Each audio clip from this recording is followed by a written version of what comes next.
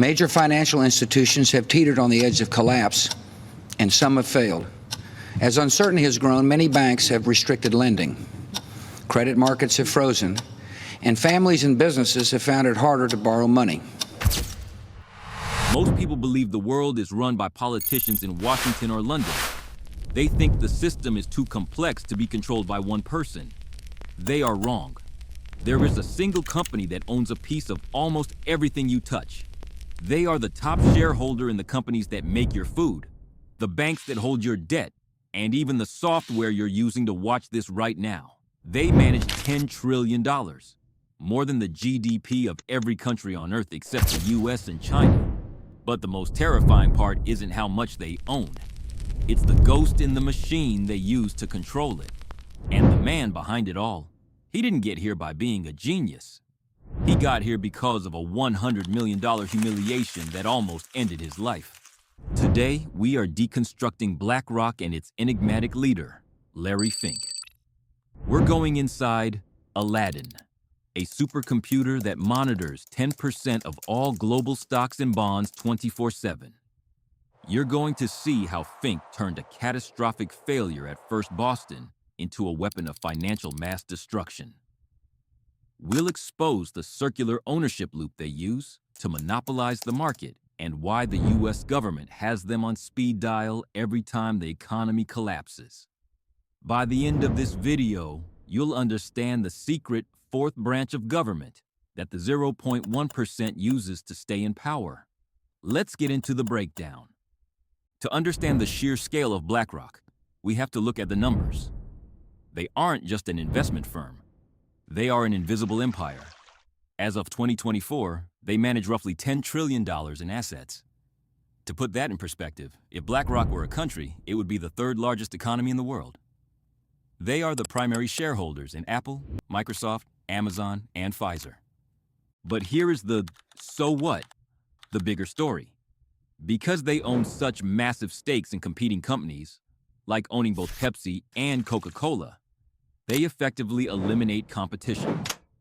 This is circular ownership. When you own both sides of the game, you never lose. This influence extends into your daily life. BlackRock has recently moved into the single-family housing market, outbidding average families to turn the American dream into a rental subscription. They aren't just managing money, they are managing the future of human behavior. But in 1986, Larry Fink was the biggest loser on Wall Street.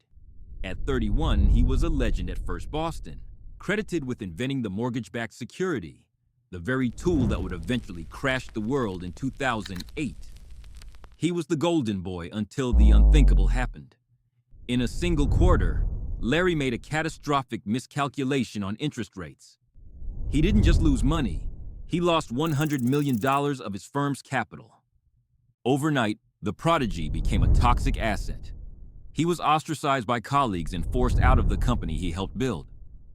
This is the part most people edit out of their success stories, but for Larry, this struggle was the foundation.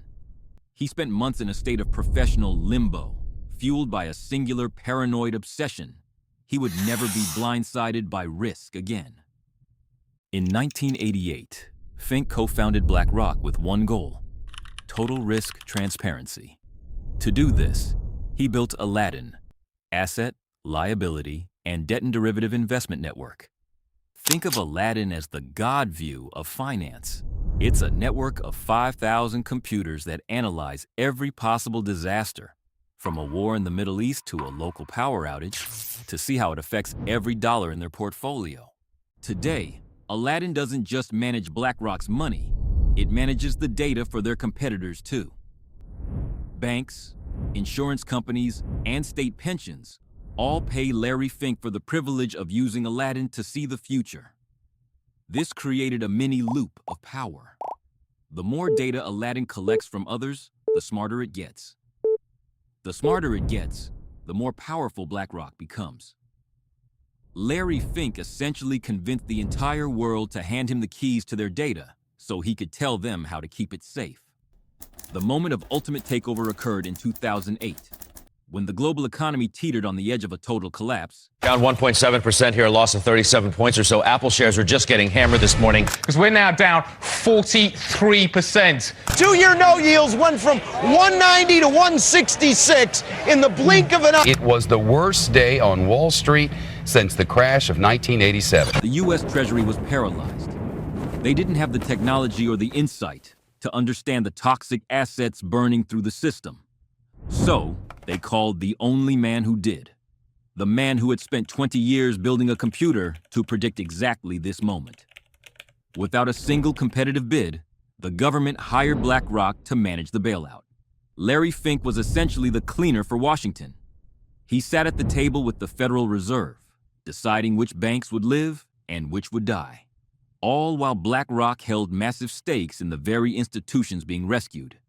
He did it again in 2020 during the pandemic. The world will get through the crisis, the economy will recover, and for those investors who keep their eye not on the shaky ground at our feet, but on the horizon ahead, there are tremendous opportunities to be had in today's markets. Larry Fink has successfully positioned himself as the only person capable of saving the economy from the fires he helped ignite.